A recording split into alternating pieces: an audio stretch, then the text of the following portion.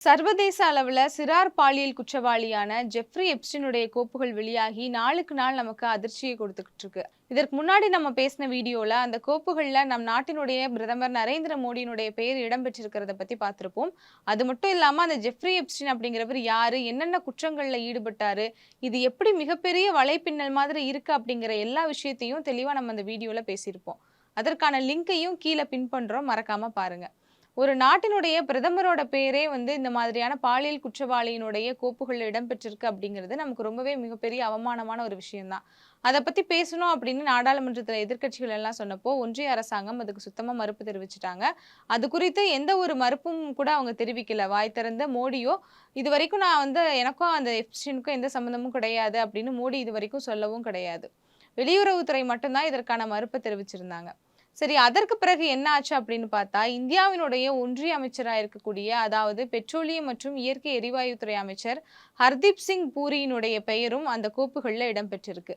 இதற்கு முன்னாடி அனில் அம்பானியுடைய பெயர் கூட அந்த கோப்புகள்ல இடம்பெற்றிருந்துச்சு. அப்பவே இதற்கான நடவடிக்கைகளை எடுக்கணும்னு கேட்டோம். ஆனா இந்தியால இதுவரைக்கும் எந்த நடவடிக்கையும் எடுக்கல.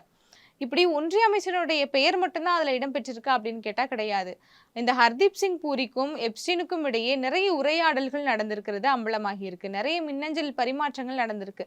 கிட்டத்தட்ட 2008ஆம் ஆண்டுலேயே எப்ஸ்டீன் ஒரு பாலியல் குற்றவாளி அப்படின்னு சொல்லி சிறைக்கு அனுப்பப்பட்டாரு. ஆனா 2014ல இருந்து 2015 வரைக்கும் இந்த ஆண்டுகள்ல இவங்க 2 பேருக்கும் இடையில கிட்டத்தட்ட 62க்கும் அதிகமான மின்னஞ்சல்கள் மாற்றப்பட்டிருக்கு. 2 பேரும் மின்னஞ்சல்கள்ல நிறைய பேசியிருக்காங்க. இது எல்லாமே எவ்வளவு ஒரு அவமானமான ஒரு விஷயமா இந்தியாவுக்கு இருக்கும். ஏன்னா 2008லயே ஒருத்தர் பாலியல் குற்றவாளி அப்படின்னு சர்வதேச அளவுல முத்திரை குடுத்தப்பட்ட ஒருத்தர் கூட, ஒரு நாட்டோட ஒன்றிய அமைச்சர் இன்னமும் பேச்சுவார்த்தையில இருக்காரு அப்படிங்கிறதே மிகப்பெரிய ஒரு அவமானம்.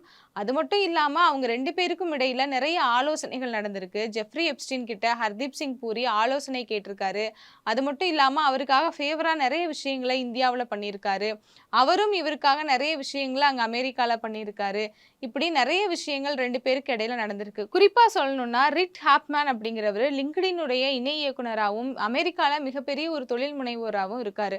அவருக்கு இந்தியா வர்றதுக்காக ஹர்தீப் சிங் உதவி பண்ணியிருக்காரு. அதுவும் யாருடைய ஆலோசனையின்படி அப்படின்னு பார்த்தா எப்ஸ்டீனுடைய ஆலோசனையின்படி.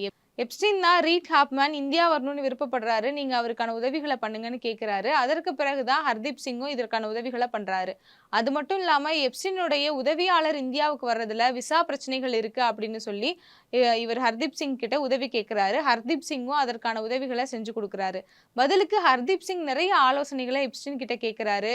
2015ல தான் இந்த டிஜிட்டல் இந்தியா அப்படிங்கிறத பத்தி ஒரு விஷயமே இந்தியாக்குள்ள நுழைஞ்சுச்சு. ஆனா 2014லயே அத பத்தியான பேச்சுவார்த்தைகள் எல்லாத்தையுமே எப்ஸ்டீன் கிட்ட ஹர்தீப் சிங் பேசியிருக்காரு. இப்படி எக்கச்சக்கமான மின்னஞ்சல்கள் இவங்க 2 பேர்கிட்டயுமே இருக்கு. இந்த எப்ஸ்டீன் கோப்புகள் பத்தி பார்த்தோம் அப்படின்னா, எந்தெந்த நாடுகள்ல அங்க இருக்கக்கூடிய தொழிலதிபர்கள் பெயரோ, இல்ல அங்க இருக்கக்கூடிய அதிகாரிகள் பெயரோ, ஏன் பிரிட்டன பொறுத்தவரைக்கும் அங்க இருக்கக்கூடிய பிரிட்டிஷ் இளவரசர் பெயர் கூட அதுல இடம்பெற்றிருந்துச்சு. அவர் மீது கூட நடவடிக்கை எடுத்தாங்க. இப்படி பல நாடுகள்லயும் நடவடிக்கை எடுக்கப்பட்டுச்சு. ஆனா இந்தியாவ பொறுத்தவரைக்கும் மட்டும் தான் இப்ப வரைக்கும் எந்த ஒரு நடவடிக்கையுமே எடுக்கப்படல. ஒன்றிய அமைச்சர் பதவியில இருந்து அவர நீக்கணும் அப்படின்னு நாடாளுமன்றத்துல எதிர்க்கட்சிகள் எல்லாம் முழக்கமிட்டாங்க. இப்பவும் சிபிஎம், காங்கிரஸ் போன்ற எதிர்க்கட்சிகள் எல்லாருமே ஒன்றிய அமைச்சர் பதவியில இருந்து அவரை நீக்கணும் அப்படின்னு வலியுறுத்தவும் செஞ்சிருக்காங்க. ஆனா இப்ப வரைக்கும் எந்த ஒரு நடவடிக்கையுமே அவங்க எடுக்கல.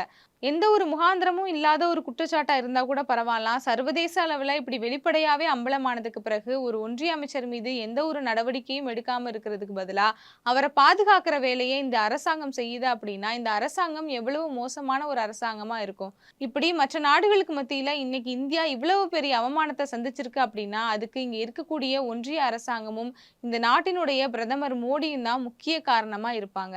முறையா பார்த்தா அரசாங்கங்கள் தான் இந்த மாதிரி குற்றங்கள்ல ஈடுபட்டவர்கள் மேலே எல்லாம் நடவடிக்கை எடுத்திருக்கணும். ஆனா இங்க குற்றங்கள்ல ஈடுபட்டவர்களே அரசாங்கத்தை சேர்ந்தவர்களா இருக்கிற பட்சத்துல, நீதிமன்றங்கள் தான் முன்வந்து சம்பந்தப்பட்டவங்க மேல நிச்சயமா நடவடிக்கை எடுக்கணும்.